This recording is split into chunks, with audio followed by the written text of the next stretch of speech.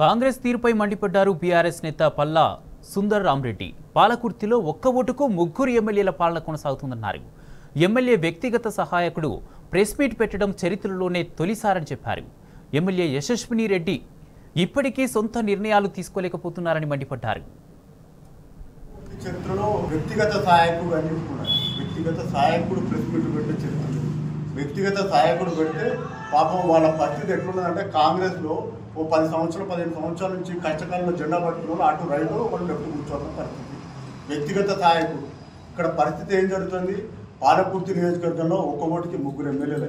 దయచేసి నా అప్పీల్ ఏంటంటే మీరు ఎమ్మెల్యే కానీ పనిచేయనియండి. ఆమె ఎడ్యుకేటెడ్, ఆమె ఎడ్యుకేషన్, ఆమె బ్యాక్గ్రౌండ్, ఆమె ప్రొఫైల్ చూసి ఇక్కడ ఓట్లు వేసిండు. పాలకుర్తిలో ఒక భీష్ముడు లాంటి పొలిటీషియన్ పెద్దలు దయాకర్రావు గారిని ఓడించి ఆమె చేసింది. ఆమెను ఎందుకు చిన్నతనం చేస్తుడు? ఆమెను ఎక్కడైనా ఆమె డెసిషన్ మేకింగ్ ఉంటుందా?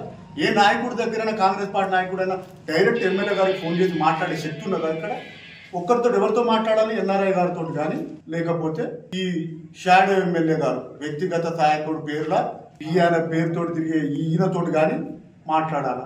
మీ ఎంబడి ఎవరు తిరుగుతారు? ఏం చేస్తారు? పొద్దున లేస్తే ఇక్కడ మీ మెయిన్ స్ట్రీమ్ లైన్లో దేవుపుల స్ట్రీమ్ లైన్లో తిరిగేటోళ్ళు ఈ కార్లో తిరుగుతారు. ఈ కార్లో కిడ్నాప్ జరుగుతుంది, మాకు ఆధారాలు చూపట్టండి అంటారు. నెల రోజులు పిటిషన్ వచ్చి, నెల రోజులు దేవుపుల పోలీస్ స్టేషన్కి పిటిషన్ వచ్చింది, తీసుకోవట్లేదు. వాళ్ళు వీళ్ళు మాట్లాడుకున్నప్పుడు ఆటోమేటిక్గా మేము ప్రతిపక్షంగా మాట్లాడతాం కదా, ఏం జరుగుతుంది, పలానా కార్డు ఉన్నది, దీని మీద చర్యలు ఉంటాయా, అసలు ఇది ఏం జరిగిందో నిగ్గు తెల్చడని మాట్లాడుతుంది. నిన్న కూర్చోబెడితే ప్రూఫ్ లేవని అడుగుతుంది, ప్రూఫ్లు చూపెడతాం, మా పార్టీ దగ్గర తీసేస్తామంటారు. పోలీస్ అధికారులు, ఇంటెలిజెన్స్ వ్యవస్థ కూడా ఆ పాండురంగంతో మాట్లాడిందని మాకు కొంత సమాచారం ఉన్నది. ఆయన కూడా కొంత భయానికి కొన్ని విషయాలు చెప్తాను, కొన్ని విషయాలు చెప్తలేదు.